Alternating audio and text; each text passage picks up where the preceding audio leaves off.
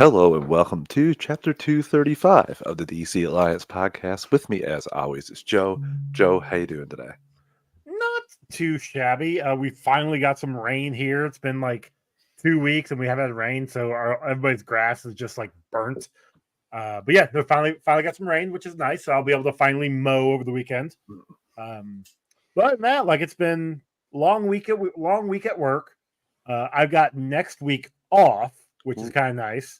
So the reason the week was long was because You were looking forward to next to the week off. Yeah.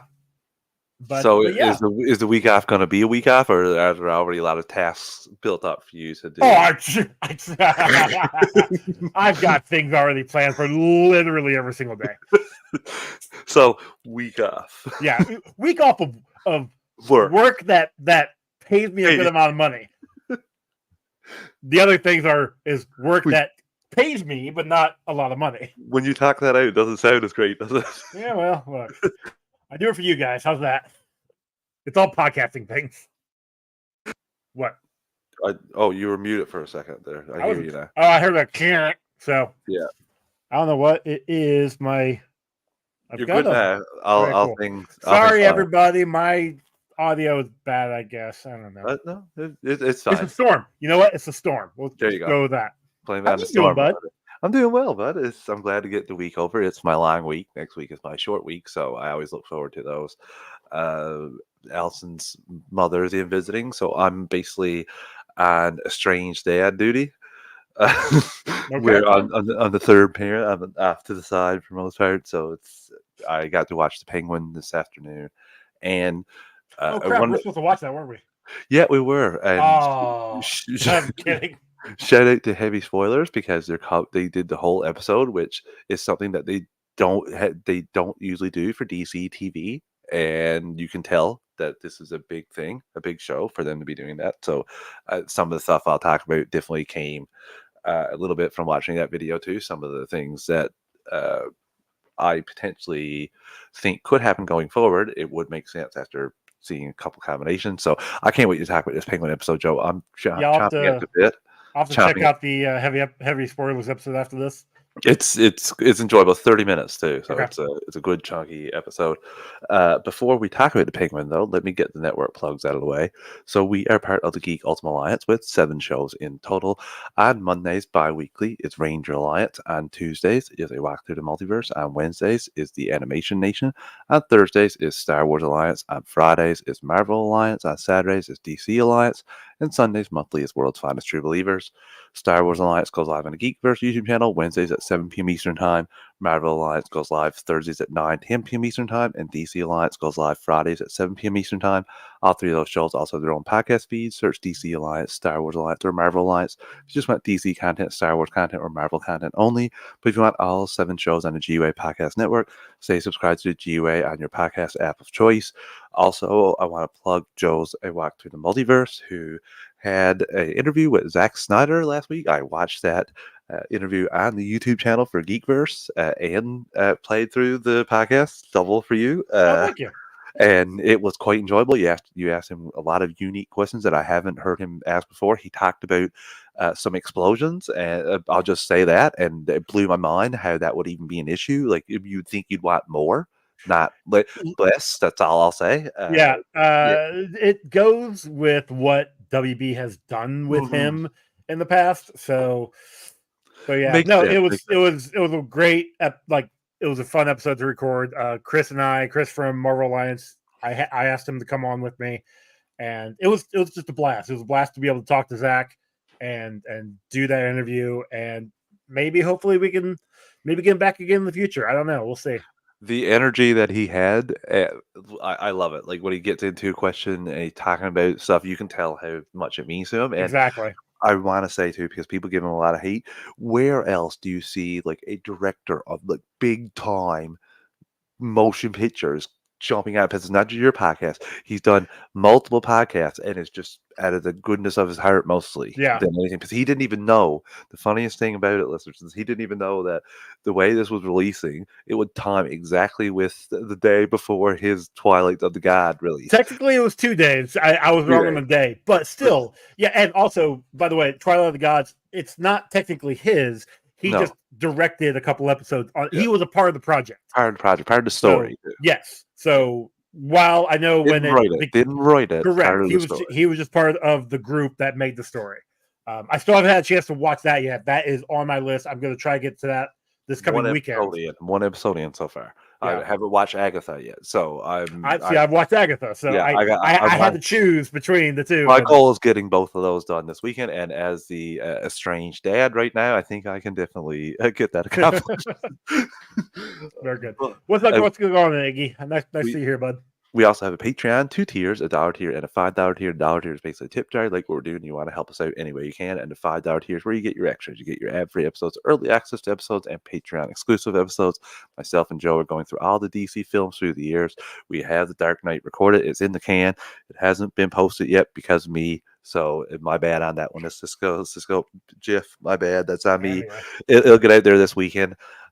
We also have the Marvel Alliance guys, Chris and Brent, doing their Tales from the House of X, their favorite Fox Marvel films. They've done Deadpool's, Wolverine, Logan, X-Men, X2 is up next, I think, coming out Monday. It might be the following Monday. Following Monday. We also have Joe's Multiverse Minutes, where he's doing his Disney deep dives, taking a look at Disney film, not only just giving you a review, but giving you some behind the scenes and fun facts and tidbits. And we're also leaning into Joe's Halloween extravaganza that's coming up in a couple weeks. Yeah. Which, wow, I can't wait for that. That's my most favorite thing you do. Because some of the films I've never seen before, but still just the reviews, I'm like, might have to check this out. This year, you might have a few good ones. We'll just leave it at that. Leave it at that. So we thank everyone that's a patron. If you're not a patron, if you take a quick 30 to 60 seconds, rate and review the podcast on your podcast app of choice, is always greatly appreciate it. Helps other people find the shows, and that's always a good thing. Okay, before we get into the show, just a little note here. The first co-host of this show, Greg, the Bat Daddy, his family right now is going through a tough time, and unfortunately, it's just keep his family and him in your thoughts right now. There's a GoFundMe link. It'll be in the show notes below when you look at that.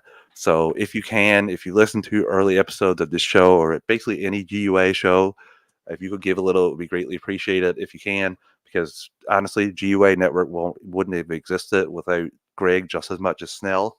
100%. So yeah, I just want to put that in there and just let Greg know that we're thinking about him and his family in this tough time.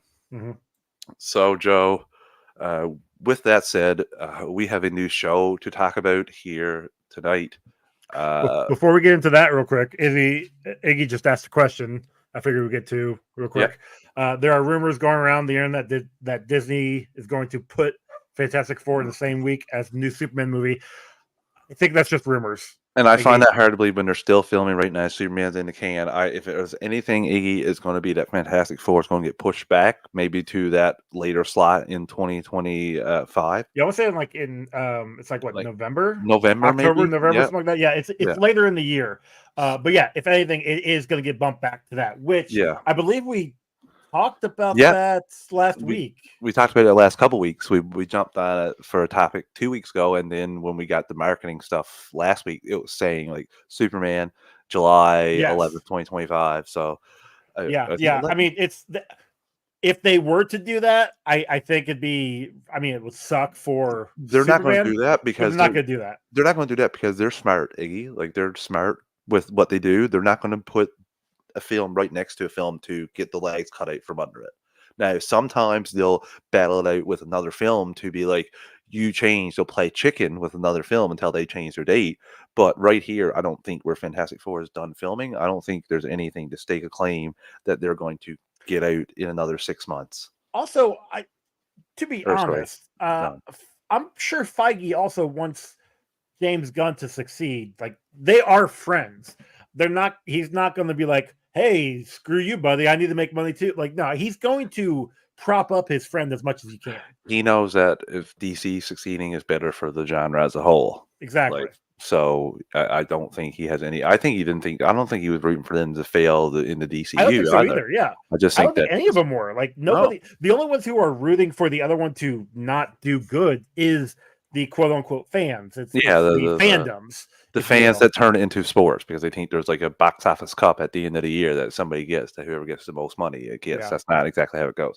But we're not here to talk about any box office today. We're here to talk about the HBO show. Yeah, I just want to get that question out of the way so it doesn't get buried. Well, it was nice too. It was nice. Before we get into this, so we have the Penguin episode 1. After Hours. So Joe, I gotta ask, you just finished watching that. Spoiler free thoughts. What did you think of this first episode? Yeah, literally just finished it. I was, if I'm being honest, I was kind of surprised, and this really isn't a spoiler, that 90% of the trailer was in this first episode. Yeah. So, like, if you were actually paying attention to what the trailers have been giving out, you saw the first episode, and that's not a bad thing. That's actually kind of nice because now I have no idea what's coming. Like, the game has changed especially by the end of the episode, and what we're going to have moving forward with the rest of the season is going to be interesting. That being said, though, like I did like it. It was not, I don't want to say it was slow moving because it had a quick start, and then the rest of the episode was kind of piecing together, like starting to move the chessboard to where did it have a waddle about it? I mean, it shot off real quick, so I don't know. Oh my! I absolutely adored this episode. I really am excited for what this show is going to become, Joe. It's pure chaos. Just Sophia alone, like I can't even imagine what's going through her head. Like, just crazy. And then the Penguin, the first scene of this goddamn show, it's wild. It's like, was not expecting that. That was not expecting it. And then I should have thought, because you talked about trailers, haven't seen that other chap in much to the trailers, not gonna lie. So shouldn't have been shocked as to what happened. So it was crazy. There's like a weird reverse style Batman and Robin here. Or like a negative Batman and Robin. I wouldn't say negative. I wouldn't say any of that. It'd be more of a Oz sees himself a little bit in Vic. Yeah. And well, I'm just saying the way it looks. It's like, well, sure, I get you. Big Batman and like youngster Robin. So no, I really enjoyed this, Joe. It didn't matter to me one bit that we didn't see Batman because we're in Batman's world, and there were pieces here that I saw from the film, not from spots that I drove by to characters that we saw in this. It all. I love this world. Technically, we got a wide shot of Batman, the vigilante Batman, helping out people on top of the roof. Maybe he was up there, so you can say Batman was in the show. We don't know. It was too far away. I couldn't see. The name Batman was in the show. Batman was named. Yes. Yeah. But no, this was. I enjoyed this first episode. There's a lot to talk about here, so let's rip the spoiler band-aid off and get into this. So, Joe, we won't need to go through scene by scene, I guess, of the episode. Okay. More so, just our thoughts on some of the stuff. So, I do want to talk about the first scene though, because it opens with Oz basically going back to his lounge, the hideout, and encountering Alberto Falcone. And I want to ask you what you thought about this whole scene, because this scene went on for a while and it took a turn that I wasn't expecting it to go. Honestly, we're in the spoiler territory. Yeah. When he shot Alberto, I'm like, oh, is he dreaming? Is this like his imagination going off? And then after like a couple beats, I'm like, oh no, this actually happened. And you could see the realization in Oz's face of like, oh, what did I just do? He's like, and opening credit. But no, like it was. Oz is the type of character we saw it in the Batman. We saw it in this episode.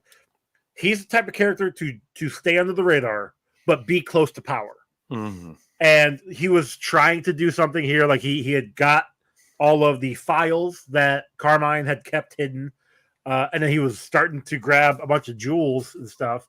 And that's when Alberto walks in, and he immediately like, oh yeah, no, he knew real quick to change what he was doing. He knows how to play the game. Sophia says it after, like he's a master of saying whatever he needs to say to keep himself alive. Exactly, and that's what he did with Alberto until Alberto started laughing at him when he told this.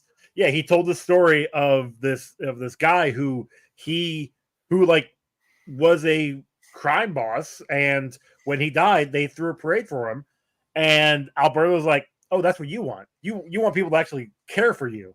No, that's not you. That's not who you are." And he starts laughing at him, and he's just like, "No, it's the wrong thing to do." Pulls out his gun and just 4 shots it right in him. Like, holy.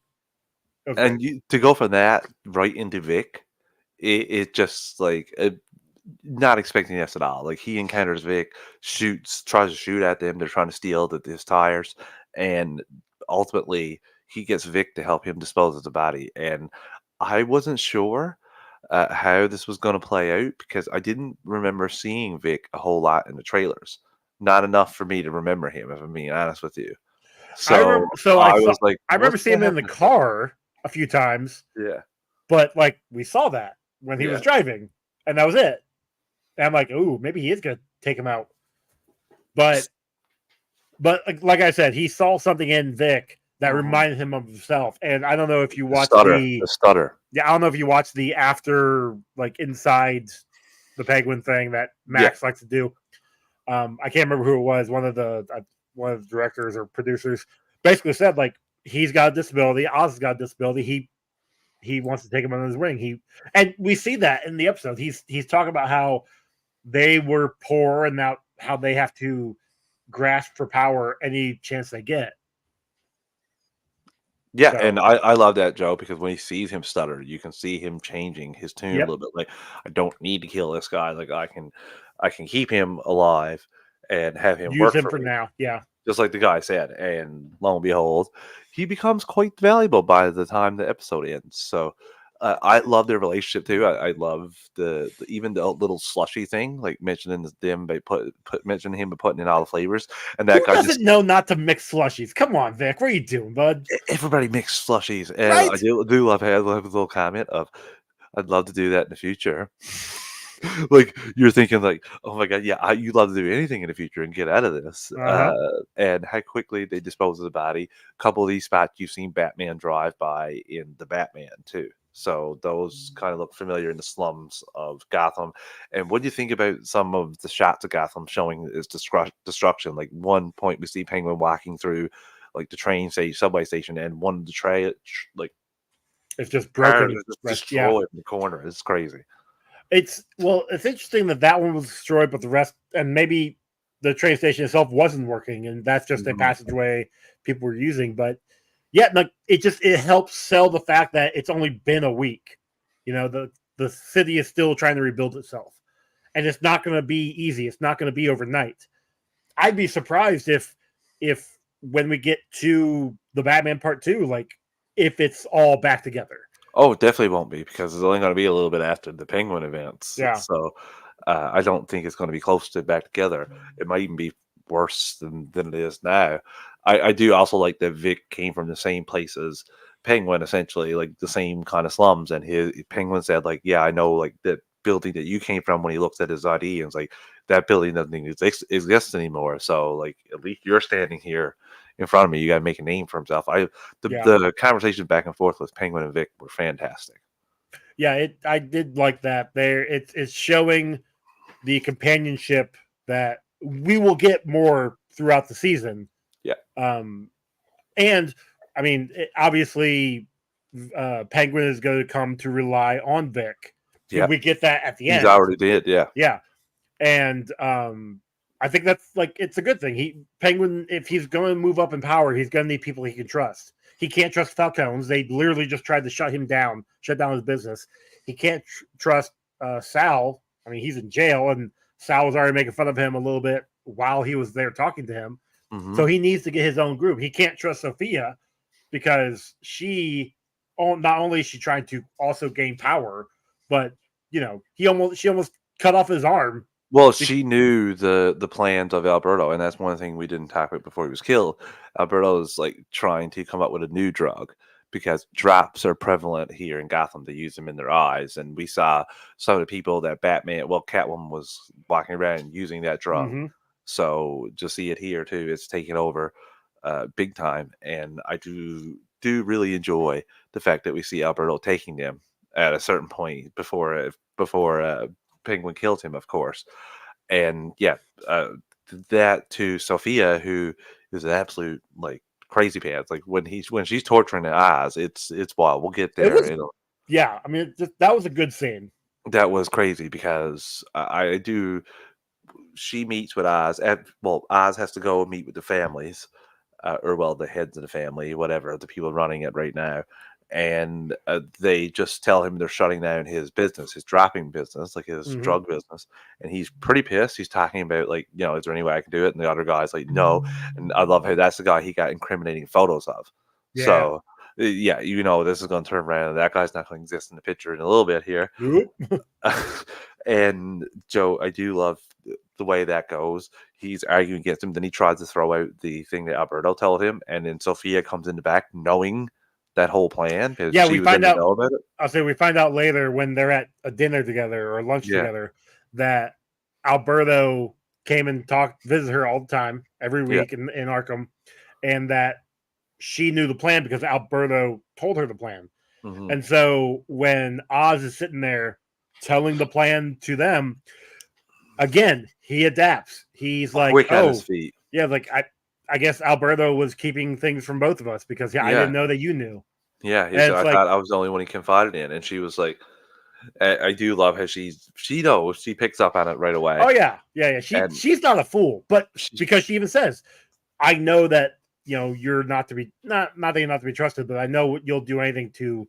I know you're more capable too than people give you credit for, and I do love how she's already been in Arkham for killing somebody, at least one person, because she mentioned that like a murder out eating a salad.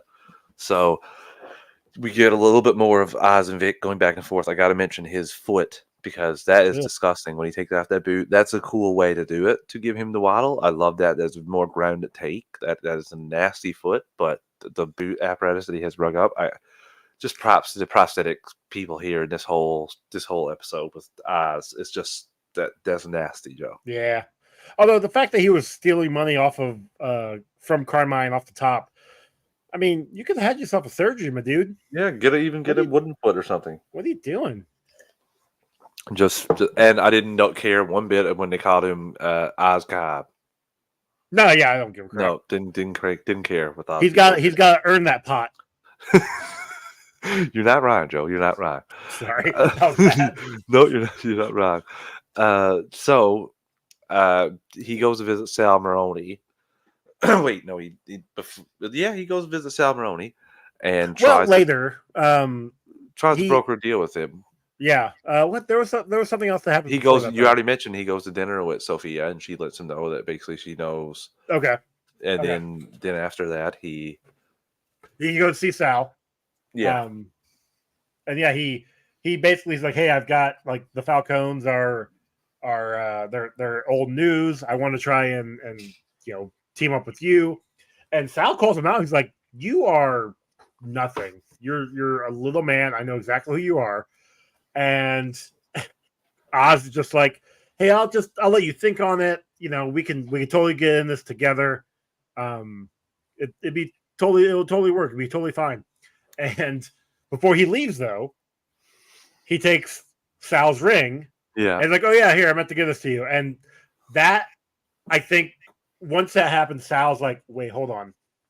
You're serious about this? Like, he's like, how'd you get this? How'd you get this? And he's like, maybe I'm like better than you think. Maybe I know more than you think. And he waddles out, and I do love it. He's making all the moves here, Joe. And like, this is so smart. This is next level. This is chess thinking here. Exactly. And then because I didn't piece it together. I didn't either. I thought he was just trying to get on, play both sides, like get on to his side. Because, in our defense, they showed him running away too. Like he was going to run and leave. Instead, he goes to visit his mother, who gives him that's what it was. The weirdest pep talk of all time. Where, the best thing though, she's got dementia, Yeah. and because at one point says the kids are playing in his hub. Yeah, Oz finds the pills that Yeah. she's supposed to be taking, and she's like, "Hey, the kids are playing with it." It's like, that's not great. Which understands why he's always coming over to take care of her. Yeah, which is nice. And I really enjoyed it. He's trying to get her out, and she's like, she, pardon my French here, is like, who's this pussy ass bitch in front of me? And I'm like, what? Where'd this come from? And she basically grabs him by the face and tells him like she makes him tell her what he did. Yeah. And then she's like, no, you did this because you know you're not impulsive. This is your chance. You're going to take everything now, and hypes him right up. And he just is like, no, I'm not leaving. I'm taking what's rightfully mine. And unfortunately for him, at that time, Sophia already knows or thinks she knows that he killed Alberto. There was a moment when they are in a hotel room, Oz and Vic, and I'm just remembering this now because now it's all clicking into place. Mm-hmm. They're watching the singer sing, and I can't remember what the song was, but it's like blaming on the MAME or whatever. Yeah.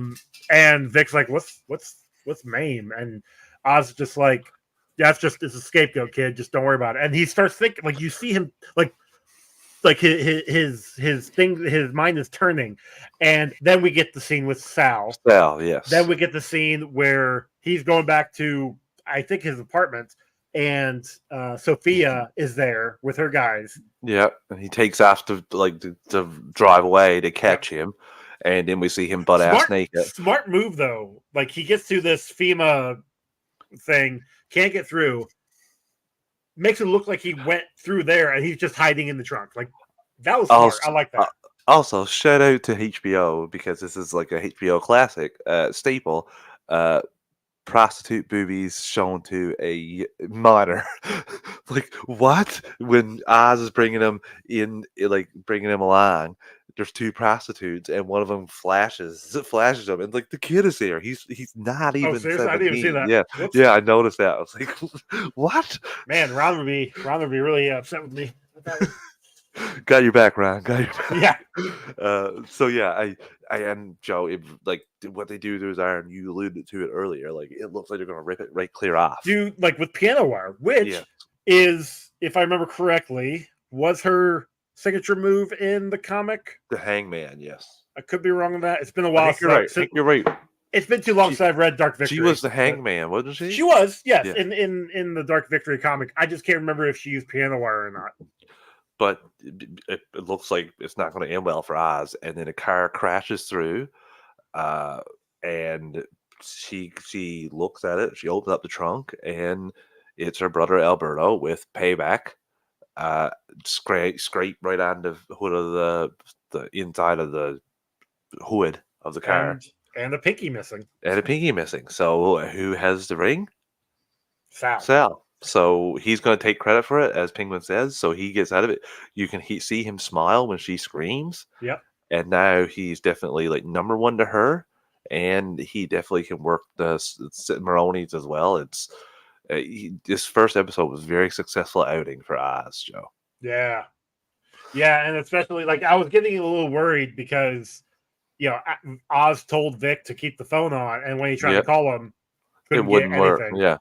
And Vic explains like he was trying to cut him and he couldn't. He's like, thought of it this and then this and this. I was just like, "Oh, go hold down." Like you did fine. It's fine. You did what you needed to do. Where are they debriefing, Joe? Out in the alley, out in the street, sitting down, having a slushie. Yep. And Vicky's like, "Yeah, you're right about it mixing. It's better." This is a great show. Good start. Good start. So, Joe. Before we get into the news, we have a couple of trailers and some news. Let's take our ad break for the evening. Listeners, we're an ad-supported network. Going to give you a quick 3 count to adjust your volume, and we'll be right back in 3, 2, 1.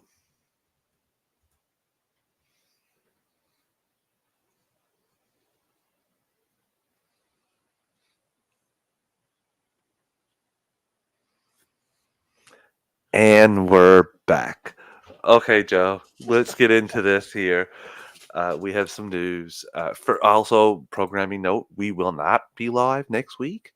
We will be off. It's a long weekend here. Joe has planned. I have Yeah, planned. I'll be out of town. So And Penguin is off. It's not going to come back on until next Sunday. yeah, I So forgot about that. So we will be off for the week that the Penguin is off, and we'll be back covering episode 2 before episode 3 comes out, of course. Well, we have the Joker that week. Oh too, yeah, so, we'll figure something out. We might we'll have to figure something record. out. We might have to do a put a special episode. Yeah, special episode together. So yeah, I can't wait for the second episode of Penguin. But as Joe talked about with Joker, we have the final trailer for Joker here. Well, I'll talk about that in a second because we have a little bit of news that I missed from the Batman. You're jumping around there. Well, I didn't see it there. I'm like, I thought it was on. All good. 2 things. Penguin will have an official companion podcast hosted by film critic Amy Nicholson, showrunner Lauren LaFranc, Matt Reeves, Colin Farrell, Kristen Milotti are among the guests appearing on the podcast, giving in-depth insights about the show. That's really cool because I know HBO does this a lot. Yeah, they did it with Game of Thrones. I think they're doing it with House of the Dragon. They did with The Last of Us. They're doing it here. Like they do that with their shows, and I like that because not only are you getting a breakdown from the directors and producers and the characters, the actors, but it's a fun little thing. It's a little extra stuff to go with the show. I like the extra scenes or extra footage or special features in the DVD. Yeah, things that they're because I know with like Last of Us, they had talked about, oh well, we could have done this scene, but we decided that this would have worked better, so we went this route. Like you'll get that. That's really I love cool. that. That's always interesting to me. Yeah. And the final thing here, another Batman spin-off series is in development, confirms the Penguin producer. So we don't know what one yet. You wanna take a guess? I hope it's Catwoman. But there are things here about exploring Arkham Asylum. There's also things about Catwoman, and there's things as well here. Hold on, Harvey Dent as well. Legal drama following Harvey Dent. I don't know if I want that though. No, I'd like to see where Catwoman went after the events of the Batman. Catwoman wouldn't be bad. She said she was going to go to Bloodhaven. We can kind of see what happens there. But my assumption is the second show probably won't come out until after Batman 2.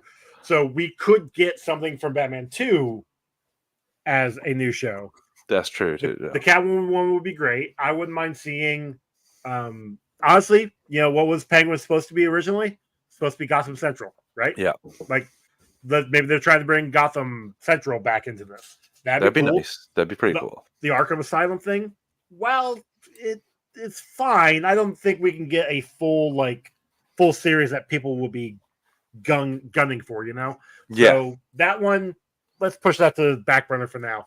The Catwoman one, the Gotham Central, and we'll see what characters pop up in Batman 2. Maybe we will get like Court of Owls style something.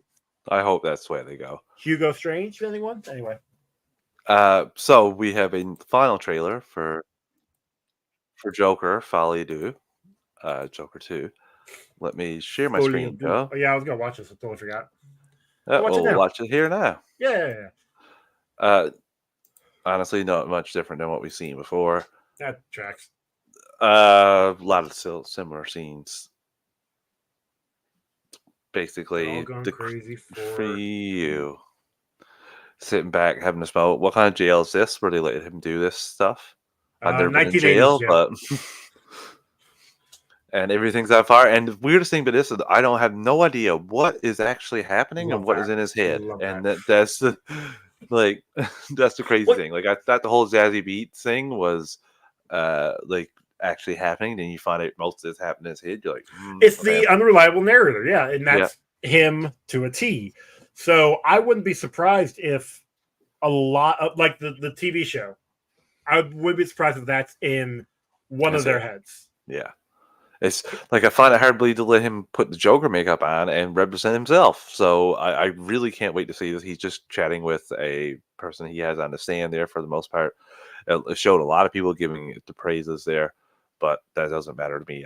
I'm really interested to see it, Joe. I don't know how they make a film after the first one, so yeah, I should definitely watch the first one again before watching this one. And again, not sure how Harley is going to be, but it seems like they're setting a riot, trying to climb over a fence that doesn't look like it's going to be very successful, to be honest with you, with all the guards coming behind. Yeah, it's just getting people hyped for Joker 2. Little tiny bit of action in this. Doesn't seem like a whole lot. More musically and just crazy to me. And yeah, which we knew. I'm in to see this. I'll be excited. We'll get to talk about a new film. Yeah, in a couple weeks. Comes out on October 4th, Joe. That's about it. It didn't show much to spoil to me for the plot, which is nice too. It's just basically a whole mishmash of different Joker and Harley images. And then we had a couple behind the scenes clips of both of the characters talking about their roles in the film and how they got into them. Not a whole lot to it. Joaquin Phoenix talked for 50 seconds about Joker 2, and a little bit of it was looking back on Joker 1 too. So, and then we got the same sort of thing for Lady Gaga playing Harley as well. Right. And you have Todd Phillips who talks a little tiny bit about it in both too. So both of these are pretty cool little behind the scene looks there. So the first one made $1 billion. Yeah. You think this one will? No chance. Yeah, I don't think it will. Not in this climate. I don't think it is. I don't even think if me personally, and we both have said it. We're excited to see this, but honestly, this is a movie that I think was just a cash grab. And I'm not trying to say that to be not trying to say that to be mean or anything, but it does look exciting. Like, I am excited to see it, but I definitely don't think it's going to be like the flash in the pan with the first one. Like, worked, and it was just people were talking about it, and it was just exciting. Like, I think I saw it twice in theaters, I think, but I haven't seen it since. Mm-hmm. So like, it's one of those things where, as great as the movie was, it made $1 billion. The replayability isn't there. No. So this one might fall in that same suit. I think already they're predicting like a low number for opening weekend, if I remember correctly. I don't know the number off the top of my head, but it's gonna be interesting to see what happens, because I agree. I don't think it's making $1 billion. Maybe if we're lucky, 800 million. Yeah, if we're lucky. I don't even see it getting there. I might be wrong. Might be close to the 6. Yeah, and again, the lot more money they spent than this time. I can't wait for us to see that film, Joe. Yeah. We have a more, well, for me, more interesting trailer, which is the Superman and Lois season 1 trailer there. Let me share my screen for that. Yeah. This is one that I know we're both excited for. Yep, and it's nice to know, like, they know that they're getting an ending, so yeah, we know it as well, and they're showing everybody from Smallville here, so we're going to see these people again. I got a couple things out of this, Joe. Not a whole lot, but a few things here. Obviously, we know what's going to happen to Superman. Spoiler alert, if you haven't read a comic or two, or looked at his cape that's tethered and ragged. But I do think that John Irons helped Superman against Doomsday at some point. And we see him here. It looks like he's going to be regenerated. I'm not sure right here. Did he steal John's suit, or does he have his own suit? That looks like John's suit. It does. And then I think we see we see Jordan here getting shot by kryptonite. And this is what I think Sam Lane's going to die. Oh, yeah. He's 100% dying. He's not going to survive. No, we knew that going in. And that looks like a bad scene. This is, yeah. I'm not sure if this is what I'm confused about here. I'm not sure if he's fighting Doomsday here when he shoots that, or if he's fighting Lex. I'm so interested to see that, like, and how they play out in all this. And he says he has something else, and they end up with, this is how we saved Dad. 2-hour premiere the week after Joker. So, cool. Yeah, I'm excited about that as well, Joe. Really excited, and I think it's just going to play straight through. So we'll get our series over before Christmas. I'm fine with that. Yeah. So at least gives us something to talk about every week. Yes, and again, it's usually a good show. So it's been, for the most part, there's only like a handful of things I can say negative about it, but for the most part, I really enjoyed that series. I think it's probably been the best quality wise for the DC CW. Best CW show, because when I think about DC stuff, I definitely think about CW. Sorry, we'll get into that later. Definitely not. Anyway, we'll get to that later. So there's a rumor that Kelvin Harrison Jr. is rumored to be one of the names considered for John Stewart in Lanterns. His previous works includes Chevalier, Elvis, Lucy, via Daniel RPK, and James Gunn kind of fueled speculation about this earlier this week when he tweeted out a picture of John Stewart from the comics. So that kind of got people thinking. I don't know who this guy is, but I think I did see a picture of him. He looks like he could be John Stewart. Yeah, I think he'd be a strong contender.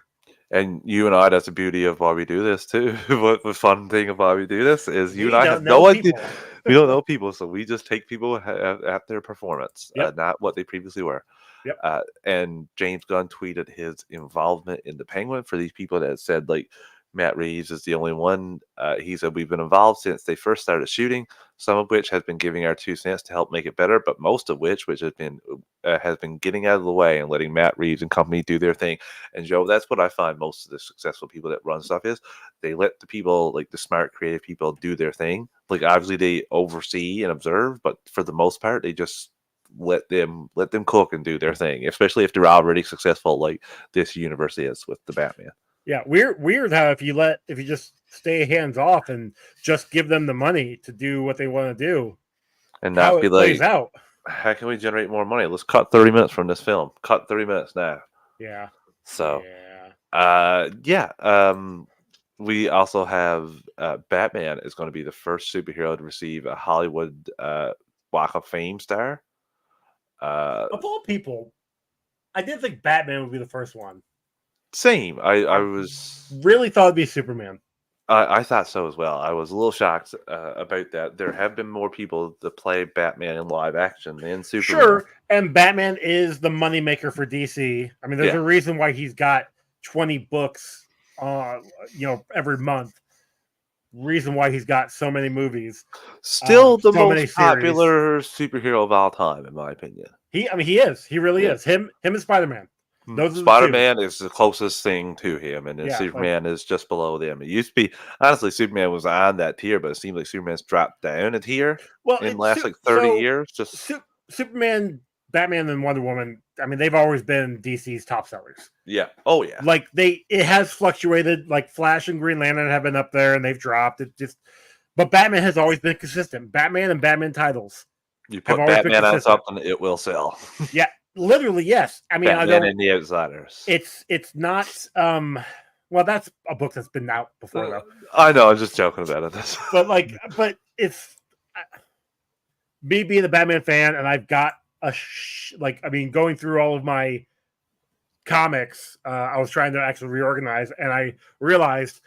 So I've got 30 long boxes over here. 10 of them are Batman, Batman or Batman related titles. He's got a lot of stuff. He does. And again, like I said, he sells. So congrats to Batman on getting a Hollywood star on the Walk of Fame. Yeah. The more fun news is Matt Reeves confirms the script for the Batman 2 is finished and filming will begin early next year. I'm here for it. Same. I can't bring wait. Me Clayface. And like I said, we might have Eve Carlo. We might have seen Eve Carlo, who gave an alibi to us. Her name's Eve Carlo. Oh, interesting. Yeah, I saw that before I even watched the show. Okay. So, yeah, who knows where that goes down the line. But I'm excited that we talked, I think, last week about him saying it's pretty much done now. They've been sending bits to DC. So it looks like, and I do like that policy from James Gunn about not starting anything until you get a finished script. Yes, 100%. Because, again, you don't want to be on there rewriting stuff the whole time unless you're like a ad lib or, like, you know what I mean, comedy style improv. And I know directors will change up scripts while they're filming. That's not unheard of. Yeah. But it's when you're starting to film a scene, and then, well, no, we got new pages to do. We're changing it up right now. Mm-hmm. Like, what are you doing? Like, what? And it's like, you got to learn this 3-page monologue right now, and you imagine you're an actor. What? I just spent. Oh, god damn it! That's what I'd be like. Oh, god damn it! Are you kidding me again? Yeah, I mean, nah. Anyway, but a couple of final things here. Creature Commandos panel at New York City Comic Con will be on October 19th at 4:45 p.m. I'm assuming that's Eastern time and not Pacific Standard Time. probably. I could be wrong about that. That would be the time for me. That would be 6:15 in the evening. There you go. So hopefully we can see that panel. I don't know if they'll be streaming the NYCC Comic Con panels. Maybe they will. If so, I'll be excited to check this out because there should be some DCU talk as well. Honestly, if not, it'll be all over Twitter. Oh, for sure. It'll be all over our group chat. Like, we'll get the info. We will not miss it. And then the next day we'll talk about all of it on the show. 100%. So is that finally? I have a new segment. It might be just 1 week segment, but it's Child of the Week. So dumb. And this stars an actor who was in a show that I really enjoyed, Arrow, and it's Stephen Amell, who basically got on like a little child from the little joke about Green Arrow in Peacemaker. Like, Peacemaker made fun of literally everybody. Every superhero, and I didn't even think Green Arrow from Green Arrow. No, like, I didn't either. You're like, you're not the comic Green Arrow I think of. Not gonna lie, dude. And then he got all pissy. He was like, when people think of DC back in that time, they didn't think of the Snyder Cut. They think of the Arrowverse. I'm just like, dude, like, you've done this, like, you've done 4 years ago now. Like, move on. Move on. Like, I'm sorry. Like, you were a good Green Arrow. You were Stephen Amell. You were an awesome Especially Green Arrow. for the way they asked him to play it. Yes. Yeah. Which is basically just a rip off of Batman. Yes. Literally what you were. Christian Bale Batman too. Yeah. Like, how? I mean, don't get me wrong. I'm sure Green Arrow went up against Ra's al Ghul in the comics, but why are you going up against him in the show? Like, why are you making the whole season about that? No, I don't think of the Arrowverse, the CW Arrowverse when I think of DC. I think of the movies. I think of the comics. Let me say a few things. First off, I think the first couple seasons and season 5 of Arrow and the first 2 seasons of Flash are some of the really good comic book TV. Really good, solid comic book TV that still has rewatchability to this day. But those 2 shows aren't good enough to lick Man of Steel's boots. I'm just going to say that. For me, anyway. For me. I don't think there's one action scene in there that is even close. I don't think there's one. And I love a lot of that stuff. A lot of it. Flash versus Arrow, all that stuff. I still don't think it's even in the same universe as quality. It's not even in the same, like, it's in a different tier entirely. So for him to say that, it all stems back to him being so butthurt. First of all, that they didn't bring the movies and TV together.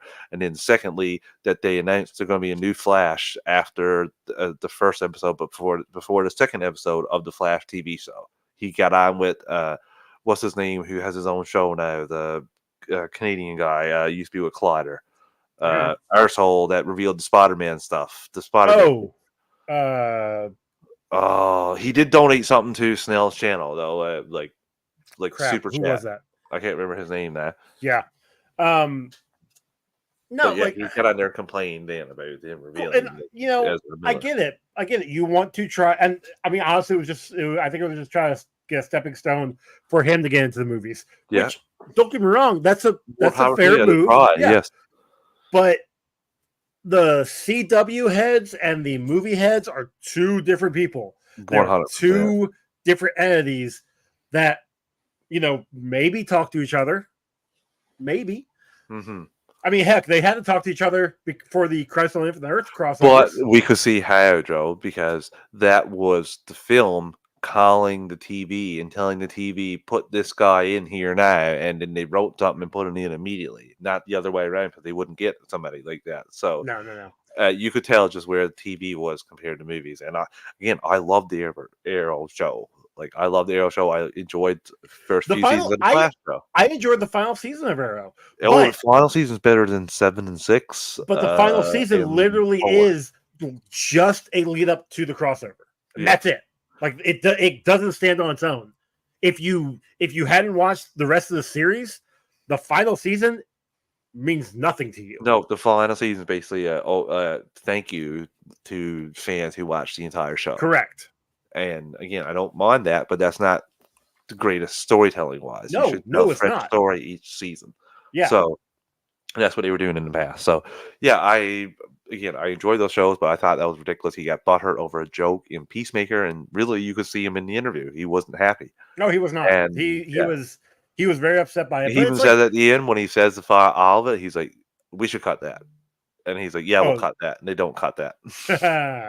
Whoopsie. No, but that's the thing. Like, it was a one-off joke. If you watch the series, he made fun of Aquaman. He made fun of Superman, Batman, especially Batman and his villains. Like, he made fun of everybody. It was a joke, my dude. Take a joke. James Gunn's writing it, dude. Like, come on. If you don't think there's going to be a scatter joke, I don't know what I have news for you. You haven't watched much of his other things. So, or you're just too far up your own. Like, that's true. That's true. I don't think he can smell anything. He's unfortunately not the greatest representation of a Canadian. Supposed to be humble and not. Well, money kind of changes people. So and not yell at your wife in the airplane. So, but he's also a scab, so it's all good. Yeah, that too. I'm not a big fan. As a union member multiple times, not a big fan of scabs. Yeah. So, Joe, we're into the final thing tonight, our Smallville Retro Recap. Season 5, Episode 10, Fanatic. So, got to ask you, what do you think about this episode? So, this is one that I didn't remember. Like, I know I watched it. I think I remembered small bits of it. But the episode was fine. Episode's just okay. I do remember the bald lady. That was one of the things. I don't remember that. There's no way that she wasn't, and they talked about it on Talkville that they're hoping that they gave her like double pay for it, but they're not even sure if they even did that. So, and then they're like, imagine, like, you're not getting anything for basically 6 months to a year. Then, so they did that. I enjoyed some of it, like the whole like group going crazy, but her taking it to another level, and goddamn, the security is so terrible for Lex. It's like, can you upgrade your security? I do love how they mention it in this episode, it's just funny. But still. One thing that really made me laugh is that we are 5 years in. This man, Lex Luthor, 5 years, and every single chance he gets to turn his back on somebody like crazy, he does, and then he gets knocked out for it. 5 years, dude. You should have learned by now. In his defense, he may be suffering from early CTE and just not remembering those events, because he's been concussed. He has definitely passed Lana for most times concussed in this show so far. Like, he gets concussed all the time, Joe. There was an episode. It's like, dude, you're rich. At least wear a helmet or something. Like, these are like it's continuing. Like, I know it's back in 2000 when nobody cared. Put padding on all your walls, because apparently it's that room in particular. Just put padding. You always fall down and knock yourself out in that study. And remove vases and stuff that are on the floor, and that, because you're gonna fall and hit into those every time. So I just laugh because I know we've got, I think, a season and a half of him still before Michael leaves and Lex is gone. Maybe 2 seasons. At the end of season 7. Okay, so 2.5 seasons. 8, 9, and 10 without him. And I know we're gonna get at least a dozen more times where he gets knocked out. My enjoyment from the Talkville podcast is going to increase so much when they get into episodes that Michael's not in. Oh yeah, because you've never seen them before. I think you're going to trash so bad because it's. Yeah, I'll probably watch those because or listen to those at least. I'll be interested to see his takes on those. Yeah, again, it's a fun. I do like it when they bring on guests too. I'm assuming they're going to bring on John Snyder in 2 episodes, although I'm not sure. John Snyder got kind of mini canceled there before for threatening to kill people 6 months ago. What about that one movie he was in where he had to hold the flag and make sure it doesn't touch the ground or something? Yeah, he talked about that on Talkville too. You could tell him. You could tell the guys are like, we don't know how to interact here. Like you did a lot for us back in the day, but you're clearly crazy now. And, you know what? We should have realized it when he was in the show called Dukes of Hazzard. Don't get me wrong. I watched Dukes of Hazzard as a kid. I didn't know any better. We all didn't, Joe. We all didn't. We did not know any better. And now it's like, why did my parents let me watch that? Maybe for the. I think so, maybe. Oh my! But no, I'm excited because we're just 2 episodes away from one of the best episodes of the series. Yes. We get a fun next episode, which brings Lana and Lex closer together. But yeah, everything changes in 2 episodes. So yeah. I think it's a top-rated show and a top-rated episode on IMDb for the. I mean, it's the 100th episode. There was a big important thing that happened, and they went balls to the wall this season because they didn't know they were getting another one, so they had to go empty the chamber, so to speak. So, yeah, I do that every Saturday night. What? I don't need TMI. Okay, we're getting out of here, and I'm going to try not to put this picture in my mind on Saturday night. So, until then, listeners, we'll be back in a week and a half. 2 weeks from now. 2 weeks from now, to talk about Joker too. So until then, see you, everyone. Bye, y'all.